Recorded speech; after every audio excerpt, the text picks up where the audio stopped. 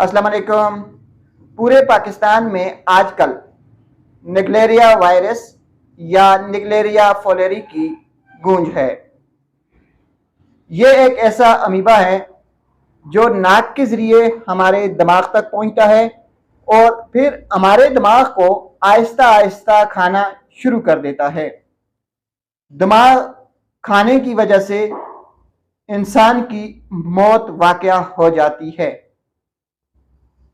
ये ज़्यादातर मिट्टी और फ्रेश पानी में पाया जाता है, जैसे कि स्विमिंग पूल्स के पानी, दरियाओं के पानी, नालों के पानी। गंदे नाले नहीं, बल्कि ऐसे नाले जो कि जिनमें फ्रेश पानी हो, या दरिया के फ्रेश पानियों में या स्विमिंग पूल के फ्रेश पानियों में ये अमीबा पाया जाता है।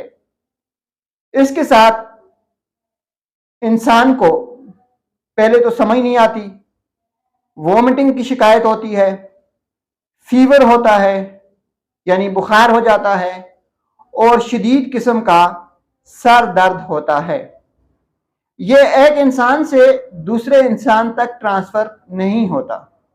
इसमें डरने की कोई बात नहीं है कि ये एक इंसान से दूसरे इंसान को ट्रांसफ़र होगा, बल्कि सिर्फ ये उन लोगों के लिए है जो लोग स्विमिंग पूल में नहाते हैं, जो लोग दरियाओं में नहाते हैं, जो लोग खुले पानी में चलते हुए पानी में नहाते हैं।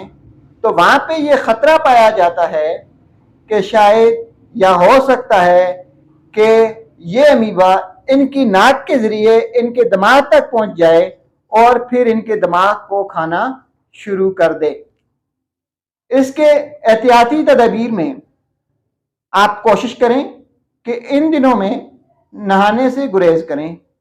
कहाँ पे नहाने से गुरेज करें? स्विमिंग पूल्स में, दरियाओं में या बहते हुए पानियों में।